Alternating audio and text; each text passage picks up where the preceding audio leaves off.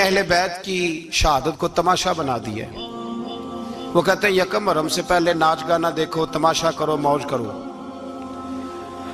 10 यकम मुहर्रम से 10 मुहर्रम तक बस मुसलमान हो जाओ और चौक में खड़े होकर इमाम हुसैन की शहादत का तमाशा बनाओ।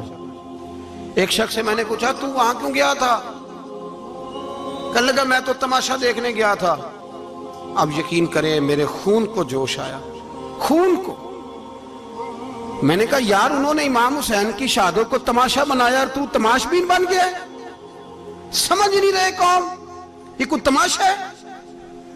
और सर पे टोपी कोई नहीं, चेहरे पे दाढ़ी कोई नहीं, बाल बढ़ाए हुए हैं, बाजारी लोगों की तरह गलों में कपड़े डाले, मिंबरों पे नाचते फिरते हैं। ये लोग अहले बैत का नाम लेंगे जिनकी शक्लें इस काबिल नहीं। ये लोग अहले बैत का जिक्र देखे आपने?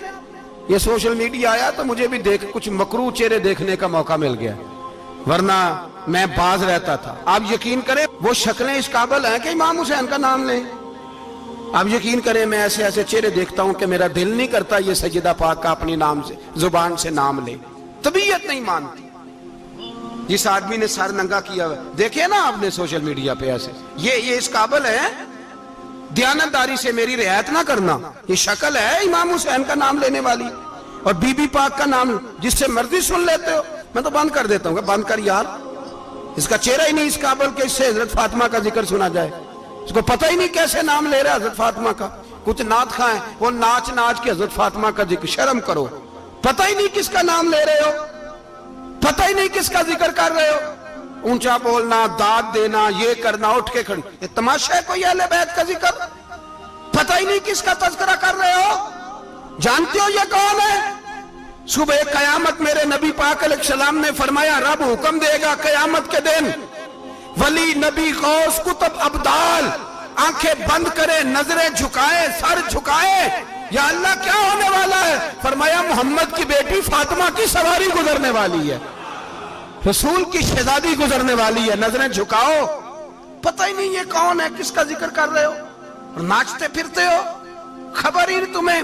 मेरे दादा मुर्शद मुफ्ती आजम हिंद मौलाना मुस्तफा रजा खान आला हजरत के छोटे बेटे, उनका एक मुरीद अपने किसी दोस्त से कहने लगा मेरे पीर मुफ्ती आजम है।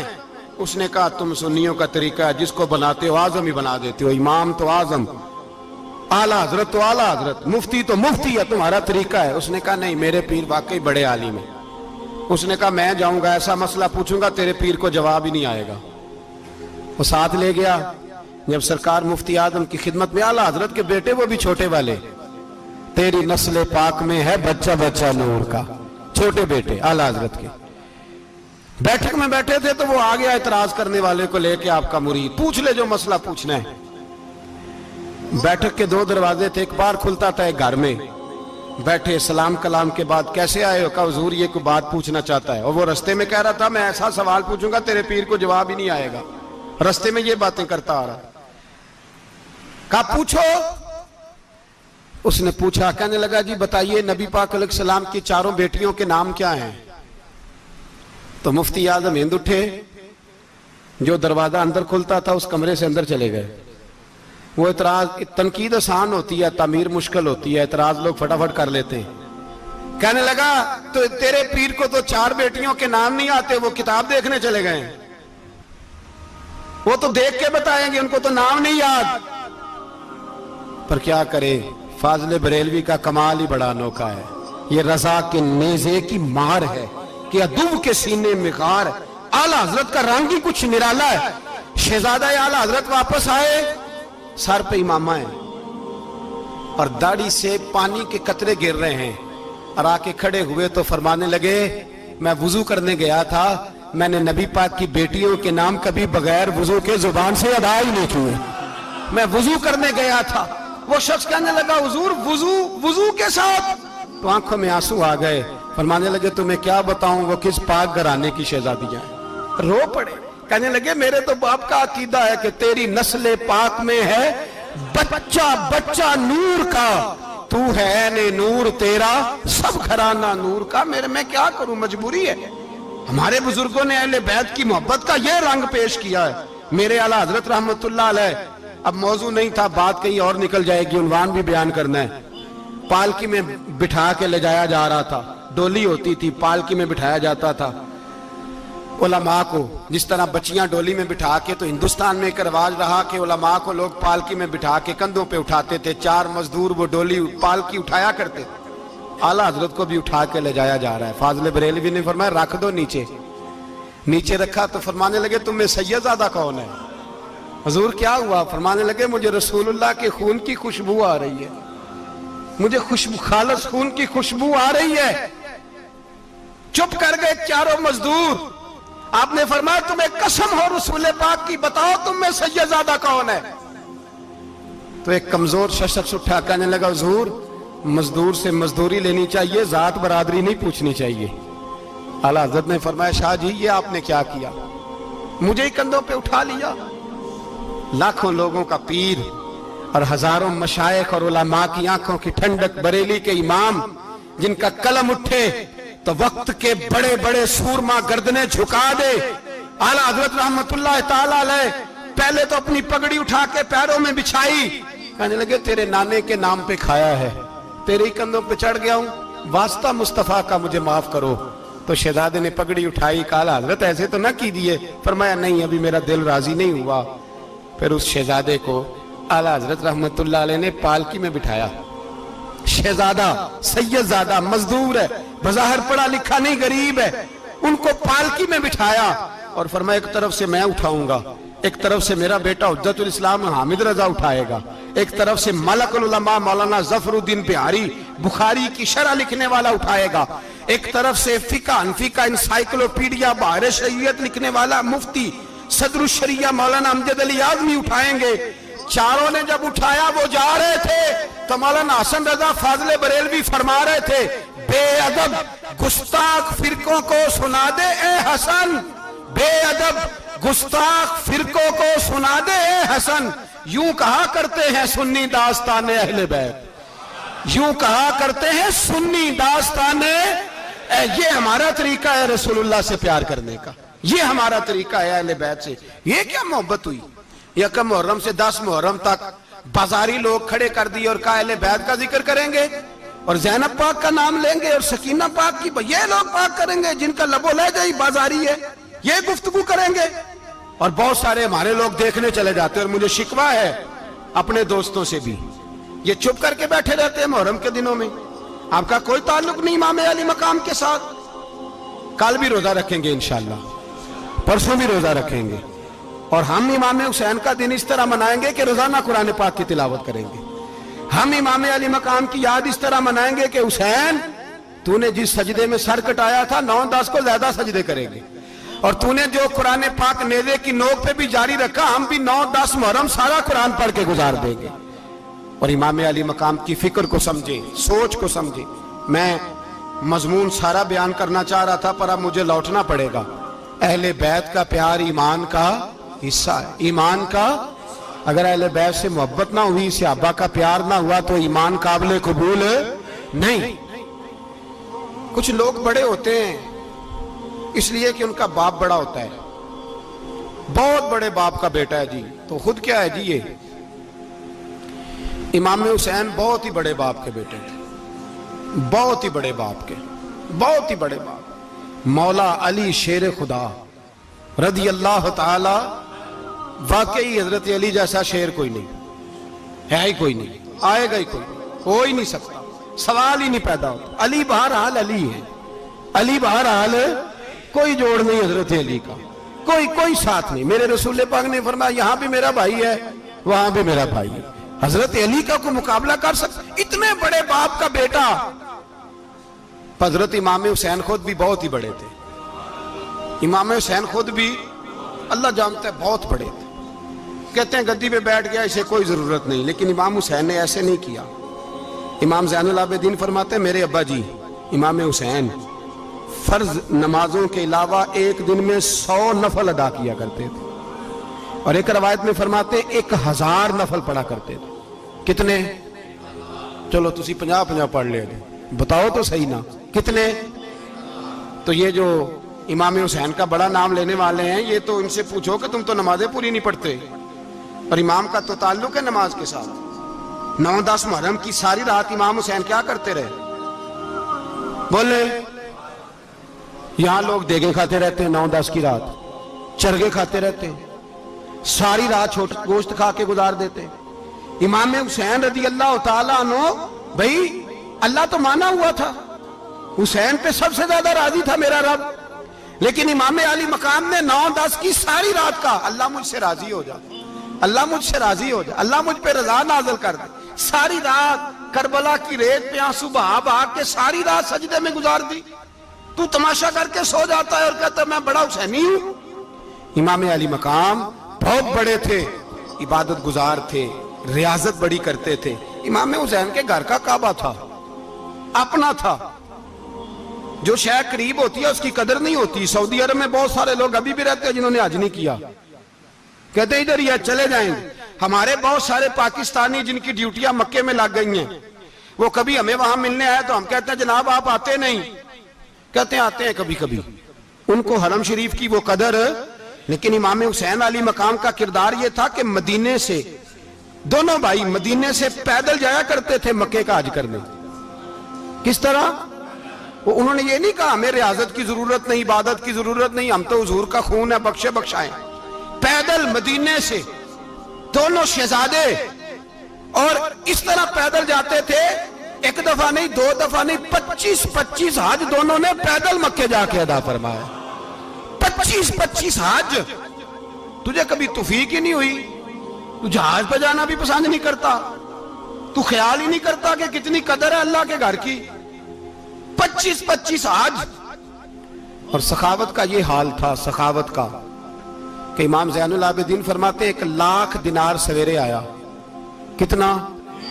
समझ ले अरबों खरबों रुपए आज के हिसाब से, 1 लाख दिनार। और फरमाते हैं फातिमा के लाल दरवाजे पे बैठ गए पैसे लेके, और लोगों को बुला बुला के नजर दी। फरमाया थोड़े से ले जाओ, थोड़े से ले जाओ, थोड़े से ले जाओ, थोड़े से। फरमाते जोर तक इमाम हुसैन ने लाखों बांट दिए। उठ के अंदर आए तो मैंने कहा अब्बा जी को 1 दिनार बचा लेते।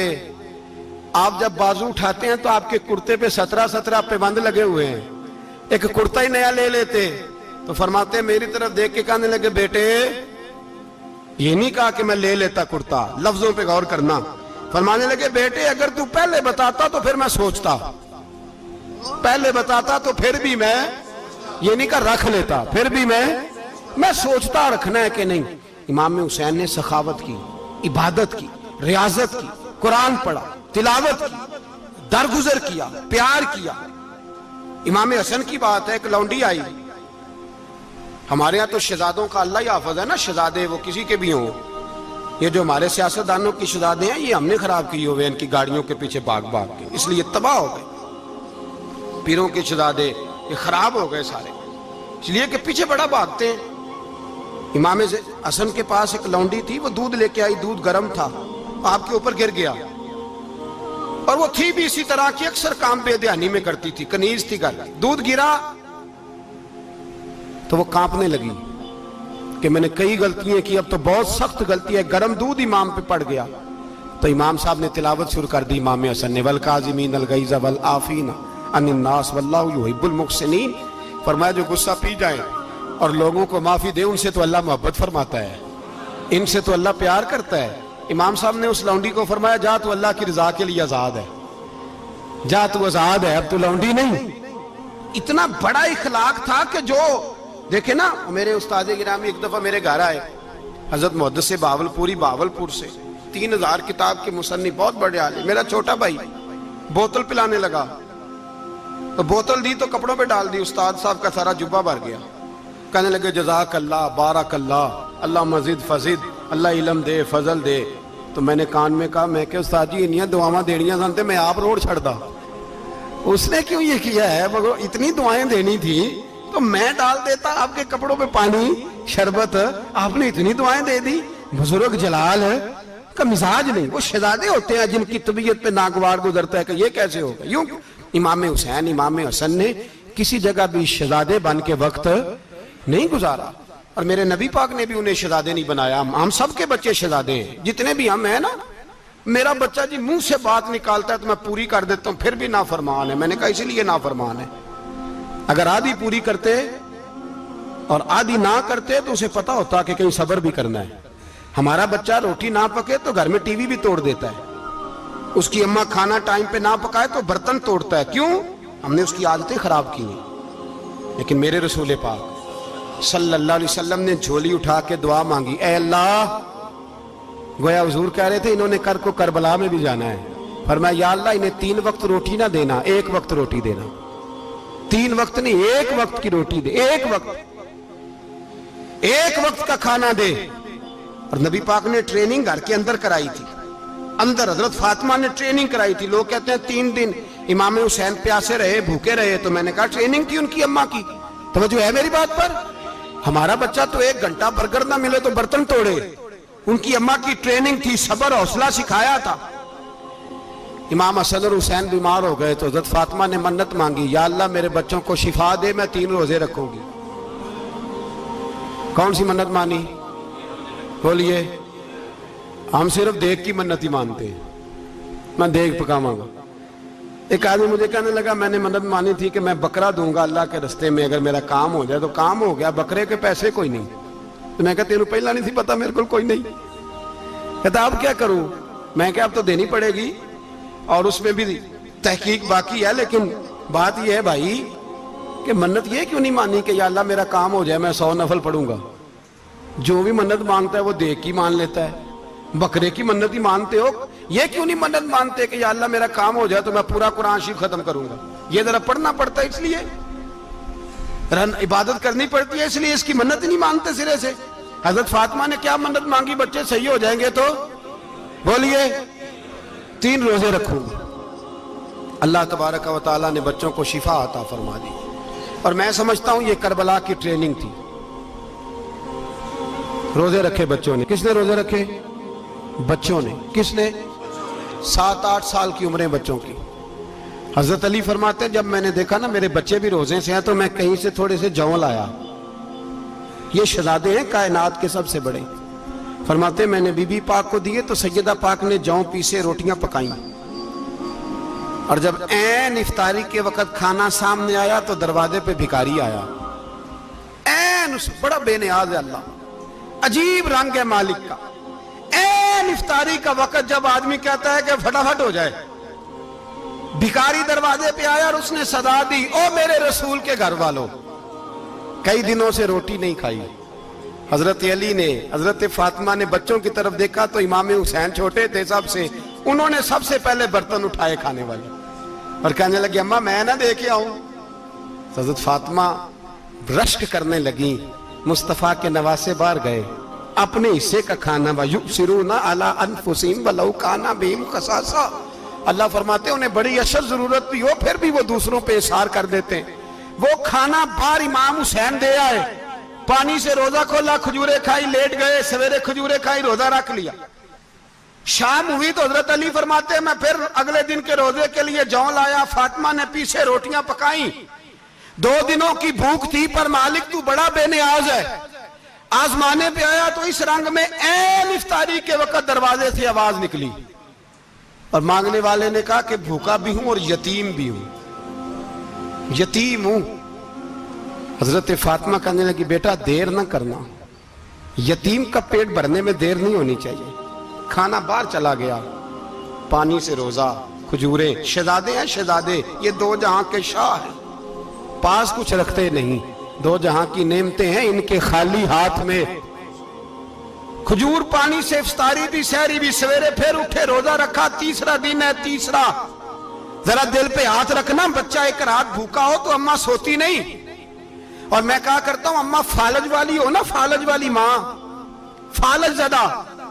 तो आधी रात को उसका बेटा जवान का थोड़ी भूख लगी हुई थी तो अम्मा को रींगना भी पड़े तो वो रींग के भी जाती है, रोटी पकाती है, कहते मेरा लाल भूखा ना सो जाए। और मुस्तफा की बेटी से ज्यादा बच्चों से कौन प्यार कर सकता है। और 3 दिन के भूखे बच्चे, 3रा दिन आया, बड़े हौसले से बीबी कह देती है छोड़ो इनका तो काम है, ये तो आते रहते हैं, मेरे बच्चे भूखे, तुम पहले रोटी खाओ। लेकिन मेरे भाई करबला ऐसे नहीं सजती। ये जो बर्गर खा के नाराज होने वाले बच्चे होते हैं, ये मैदानों में नहीं निकल पाते, इनके लिए मुश्किल होता है। हजरत फातिमा ने, हजरत अली ने ड्यूटी की, ड्यूटी अपने बच्चों को तैयार किया करबला के लिए। तीसरे दिन जब रखा साहब ने खाना, तो बाहर से बोलने वाला बोला, कहा मैं मिस्कीन हूं, लाचार हूं, घर भी कोई नहीं, खाना भी कोई नहीं। इमाम हुसैन फिर उठे, तीसरे दिन का भी खाना दे दिया। हजरत अली फरमाते, मैं बच्चे पकड़ के मस्जिद लेके गया, कहीं भूख से मेरे लाल गिर ना जाएं। कहते हामते कामते तीनों शहजादे मस्जिद में दाखिल जो हुए, तो बस हमारी कीमत पड़ गई, मुल पड़ गया हमारा। कहते मस्जिद में कदम रखा तो ऐसे लगा जैसे नबी पाक हमारा इंतजार कर रहे हैं। फरमाते तीसरे दिन की मगरिब पढ़ने गए तो हुजूर ने तीनों बाप बेटों को चेहरे देखे। फरमाया, अली ये जिब्रील खड़े हैं और फरमा रहे हैं तेरे 3 दिन का अमल खुदा को भी बड़ा पसंद आया है, मोहम्मद मुस्तफा को भी बड़ा पसंद आया है, बड़ा पसंद आया है 3 दिन का अमल। मेरे भाई ट्रेनिंग कराई, ट्रेनिंग। हमारे यहाँ तो हाल बड़ा सख्त है। और दीन का मामला, चोरी आते हैं बच्चे घरों से चोरी नमाजें पढ़ने, दाढ़ी रख ले तो सबसे पहले मसला अम्मा को बनता है। सबसे पहला उन्होंने ट्रेनिंग की, दीन के लिए तैयार किया, हिम्मतें बधाई। और रसूल पाक अलैहिस्सलाम ने खुद अपनी बेटी की तरबियत फरमाई, शहजादी की। किसकी? दुनिया में सबसे बड़ी शहजादी कौन है? आप नाम लेंगे तो दिल ठंडा होगा इंशाअल्लाह। मेरा अकीदा है, हजरत फातिमा का नाम ले तो अल्लाह दिल को सुकून देता है। सबसे बड़ी शहजादी सैयदा, बोलिए सैयदा फातिमा ज़हरा रदी अल्लाह ताला अन्हा। हजरत अली फरमाते हैं हुजूर बड़ा प्यार करते थे हजरत फातिमा से। जब सफर पे जाते तो सबसे आखिर में हजरत फातिमा से मिलते, वापस आते तो सबसे पहले हजरत फातिमा से मिलते। फरमाते एक जिहाद के लिए हुजूर चले गए और मुझे नायब बना के छोड़ गए। मेरे पास माले गनीमत के थोड़े से पैसे थे, थोड़ी सी रकम थी, तो मैंने सोचा कि मैंने फातिमा को कभी तोहफा नहीं दिया, तो एक जंजीर ना सोने की खरीद के दूं। कहते एक चेन सोने की जंजीर खरीद के मैंने हजरत फातिमा को तोहफा दी, तो सैयदा ने पहन ली। कुछ दिनों के बाद खबर आई कि हुजूर कल पहुंच रहे हैं वापस। कहते मैंने फातिमा को बताया तो मुझे पता था फातिमा क्या करेगी। सैयदा ने सारा घर साफ किया, सारी तैयारियां की, खाने चुने, जो उस वक्त माहौल था हर लिहाज से हुजूर की आमद का इंतजार किया। और सवेरे से ही हजरत फातिमा बैठ गई। सवेरे से हुजूर कई दिनों के बाद आ रहे, कमाल हो गई। फरमाते हैं जब महबूब तशरीफ लाए ना, पहला कदम नबी पाक ने हजरत फातिमा के घर के अंदर रखा, अस्सलामु अलैकुम कहा, और शेर खुदा फरमाते जनाबे फातिमा को देखा और नबी पाक वापस पलट गए। कहते मैं नहीं था घर में, मैं वापस आया, बीबी साहबा ने बताया और मैंने देखा कि फातिमा इस तरह रोती है कि मैंने ऐसा रोते कभी देखा ही नहीं। फातिमा हुआ क्या का पता करो। हुजूर चले गए, पर बगैर मिले ही चले गए। कहती है मैं मस्जिद गया, मैंने कहा ऐसा क्या हो गया कि इतना महबूब बगैर मिले रुखसत हो गए। मैं मस्जिद गया और जाकर के मैंने देखा तो नबी पाक की मस्जिद के कोने में बैठे। मैं करीब बैठा, मैंने कहा या रसूलल्लाह फातिमा बड़ा रो रही है, क्या हुआ? कहते नबी पाक की आंखों में भी आंसू आ गए, हुजूर भी रोए। पता है नबी पाक ने क्या फरमाया? ये तरबियत है, इस तरह करबला सजती है। रसूल पाक अलैहिस्सलाम ने फरमाया वो मेरी बेटी होके सोना पहनती है, हर औरत के लिए जायज है, कई किलो भी पहन ले तो शरीयत मना नहीं करती। हुजूर ने फरमाया मेरी बेटी होके सोना पहनती है, अगर फातिमा भी सोना पहनेगी तो उम्मत की गरीब बेटियां किसके तरीके पे चलेंगी? गरीब बेटियां किसके तरीके? जो बाप मजबूर होके 12 बंदों के साथ बेटी को रुखसत करेगा, वो कह तो सकेगा ना मैं उस तरह शादी कर रहा हूं जिस तरह मुस्तफा ने फातिमा की थी, वो कह तो सकेगा ना। लेकिन अगर ये भी सोने पहनेगी तो फिर नक्शे कदम कैसे मुतय्यन होंगे? हजरत शेर खुदा वापस आए, कहा फातिमा ये तेरी चेन रसूल पाक को पसंद नहीं आई। भाई ये हकीकतें समझो। जब बच्चों के माहौल के अंदर ये रंग, कैसे बेटियां ससुराल में जाके गुजारा करेंगी जब तू जान ही नहीं छोड़ रहा, जब तू उनको तरीका सलीका सिखा ही नहीं रहा। इल्ला माशाअल्लाह कसरत के साथ माँ बाप की गलत ब्रीफिंग होती है, जो हंसता बसता घर खराब होता है और बच्चे के माँ बाप भी तकलीफ में होते हैं, इसलिए कि बच्चा तकलीफ में होता है। खुदारा इन बच्चियों के साथ वो मामला करें कि ये अपने घर जाके अगर कुछ मुश्किल भी देखनी पड़े तो वक्त गुजार सके। भाई मेरे रसूल पाक अलैहिस्सलाम ने तैयारी कराई, ट्रेनिंग दी और तरबियत की अपनी अहले बैत की, इसलिए 3 दिन पानी भी बंद रहा तो उन्हें कोई परेशानी। यजीद ने कहा सोना ले लो, हीरे ले लो, जवाहरात ले लो, लेकिन उनकी दिलचस्पी नहीं थी तो उनके करीब कोई शय आ सकी। यहाँ लोग बिकते इसलिए हैं कि मौज करने का बड़ा शौक है, मकान बंगला कारें पजारो ये चीजें परेशान करती हैं तो लोग बिकते हैं। मजमून को समेटना है, मैं 3-4 मौजू आज बयान करना चाहता था लेकिन बातें बस फिसल के दाएं बाएं निकल जाती हैं। जो बदर की जंग थी ना वो कुफर इस्लाम की जंग थी। ओहद की जंग बोल के बताएं, खैबर की, खंदक, करबला नहीं, हक्को बातल की, कौन सी बोले नहीं, एक दफा सारे बोले आपको सवाब होगा, क्योंकि इमाम हुसैन को आप हक पे कहेंगे तो अल्लाह आपको अजर देगा। कौन सी जंग थी? हमारे हुक्मरान पता क्या कहते हैं? कहते हैं मौलवी हर वक्त हमारे पीछे पड़े रहते हैं, हम नहीं मुसलमान, हम नहीं नमाज पढ़ते, तुम्हें तो सूरत इखलास नहीं आती। यजीद तो जुमा पढ़ाया करता था, तो जुमे को खुतबा देता था। और अजीब लफ्ज लिखे हैं बाज तारीख लिखने वालों ने कि जुमे का दिन था तो इमाम हुसैन 10 मुहर्रम ना जुमे वाले दिन थी, तो इमाम हुसैन करबला में बाहर निकले तो आपने फरमाया इत्माम हुज्जत कर दूं, कोई ये ना समझे कि मुझे तो पता ही नहीं चला, गलती से तीर लग गया इमाम हुसैन को। आपने फरमाया मुझे बताओ तो सही, मुझे क्यों शहीद कर रहे हो? कोई ना बता सका तो इमाम हुसैन ने फरमाया मुझे क्या जरूरत थी मदीना छोड़ के मस्जिद नबी छोड़ के आता, मैं तो इसलिए आया हूं कि जिसको तुमने हुक्मरान बनाया वो शराबी है। कौन है वो? रंडियों का नाच देखता है, मुजरे देखता है, मुजरे। वो अल्लाह के हलाल को हराम और हराम को हलाल कहता है, लिहाजा मुसलमानों का हुक्मरान बनने के काबिल है ये इमाम। और ये मैं आपको एक नहीं, मैं 20 तारीखों में दिखाऊंगा कि यही खुतबा इमाम हुसैन का कि तुमने अल्लाह के हलाल को हराम, हराम को हलाल कहा, शराब जिना जुआ बदकारी आम कर दी, लिहाजा यजीद मुसलमानों का हुक्मरान बनने का अहल है। इमाम हुसैन खुतबा दे रहे हैं तो यजीद की फौज से ना लश्कर आवाजें देने लगा, क्या भला? कहने लगे हुसैन जल्दी करो, या बैत करो या जंग करो, देर ना करो, हमारा जुमा लेट हो रहा है। बल्ले हो नमाजियो, हमारा जुमा लेट हो रहा है। जुमा हुसैन को शहीद करेंगे, गर्दन काटेंगे, फिर जुमा पढ़ेंगे, नमाज पढ़ेंगे और नमाज में कहेंगे अल्लाहुम्मा सल्ली अला मुहम्मदिन व अला, ये नमाजी हैं।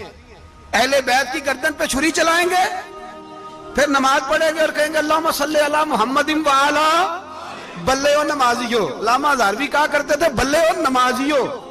कैसे नमाजियो? कि अहले बैत की गर्दन पे छुरी और साथ ही अल्लाहुम्मा सल्ली अला मुहम्मदिन व अला, ये कैसे नमाजियो? ये आज पूरी दुनिया का हुक्मरान इल्ला माशाअल्लाह इसी तरह का नमाजी है। वो कहता मेरी फोटो देखी नहीं, मैंने ईद पढ़ी है मस्जिद में, देखा नहीं फोटो लगी हुई थी, मैंने भी ईद पढ़ी है, जुमा पढ़ा नहीं मैंने, मेरा भी अब्बा फौत हो जाए तो जनाजा पढ़ता हूं, मौलवी मुझे मुसलमान क्यों नहीं मानता? मैंने कहा यजीद को क्यों नहीं इमाम हुसैन ने मुसलमान माना? वो तो दमिश्क की जामे मस्जिद का खतीब था। इमाम हुसैन ने सबक दिया है, सबक कि जानी शराबी को हुक्मरान बनाया जा सकता, पर मैं क्या करूं, कलेजा फटता है, रूह कांपती है, दिल तड़पता है। मुझे ऐसे लगता है कि जब मेरी मिल्लत का जवान अपने मोबाइल पे मुजरा देखता है ना, गंदा मुजरा, तो मुझे लगता है 6 महीने का हजरत अली असगर का मजार कांपने लगता है कि या अल्लाह जिस काम के खिलाफ मैंने 6 महीने की जान कुर्बान की, मेरे मानने वाले वो काम कर रहे हैं, मेरे मानने वाले। और जब मेहंदी की रस्म पे शराब की बोतलें चलती हैं और हाजी साहब कहते हैं मुझे नहीं पता मुंडे कुंडे क्या कर रहे थे, तो मुझे लगता है हजरत अब्बास के कटे हुए बाजुओं में फिर से दर्द शुरू हो जाता है। और वो कहते हैं मैंने जिस काम के खिलाफ बाजू कटवा दिए, मेरे मानने वाले वो काम कर रहे हैं। और जब बदकारों बेहयाओं के नारे लगाती है कौम तो फिर जंगल से सदा आती है इमाम हुसैन की।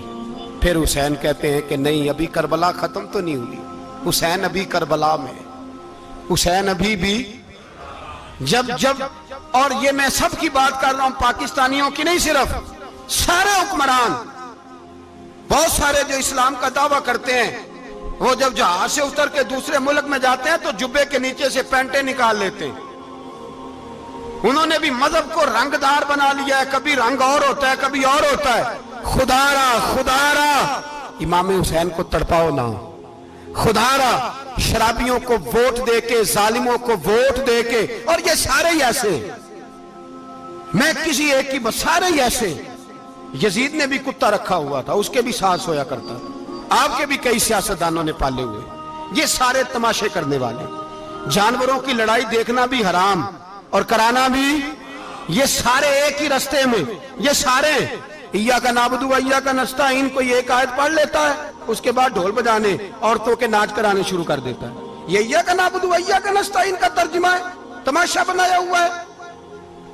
और वो जिनका बड़ा दावा है कि हमने बड़ी मस्जिदें बनाई हैं, इतनी रुसवाई के बाद भी उन्हें शर्म नहीं आई कि कितने रुसवा हो गए। अभी ख्याल करें, हमारे मुल्क में तो ऐसे टाउन बने हुए हैं जिन्होंने सबसे बड़ी मस्जिद भी लाहौर में बना दी, और कुछ दिनों के बाद उन्होंने कहा जश्न बारह भी बनाओ, पतंगबाजी भी करो, सारे काम ही करो, राजी रहे रहमान भी, खुश रहे शैतान भी।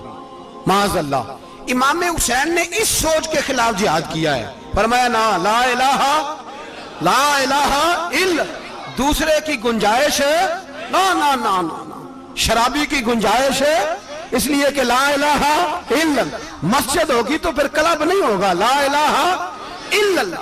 अगर अल्लाह का नाम होगा तो फिर बदकार बेहया की गुंजाइश है, इसलिए कि ला इलाहा इल्लल्लाह, वहदहु ला शरीक, दीन में किसी गंद की गुंजाइश है ही नहीं।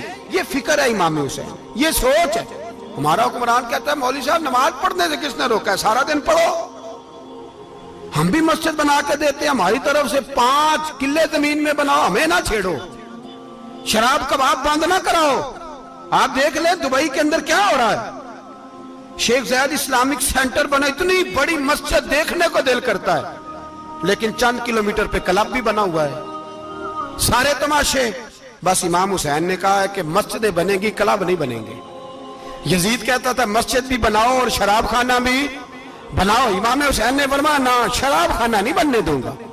उसने कहा ठीक है, नमाज के वक्त नमाज और सुबह ये। फरमाया ना, ला इलाहा इल्लल्लाह। किस तरह का इमाम हुसैन ने, आपने फरमाया खुद ही का सिर्र ने, हाँ, इकबाल तर्जुमा करते हैं, खुद ही का सिर्र ने, हाँ, ला इलाहा इल्लल्लाह, खुद ही का तेग फिसा, ला इलाहा इल्लल्लाह। अगरचे बुत हैं जमात की आस्तीनों में, पर मुझे है हुक्म अज़ा, ला इलाहा इल्लल्लाह। और बहार हो के खिजा, ला इलाहा इल्लल्लाह।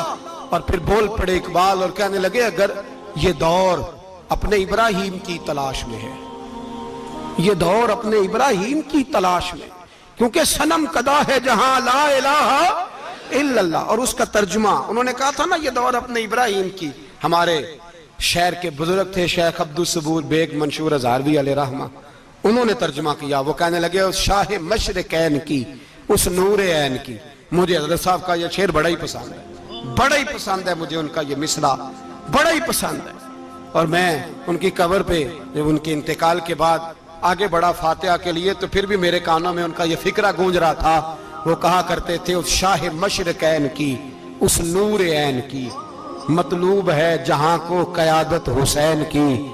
हर सू यजीदियों का जमाने में जोर है, हर सू यजीदियों का। देखो बुजुर्ग क्या कहते हैं, हर सू यजीदियों का।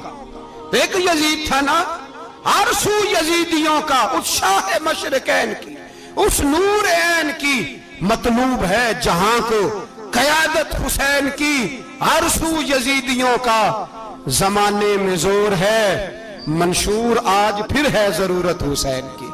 मेरे भाई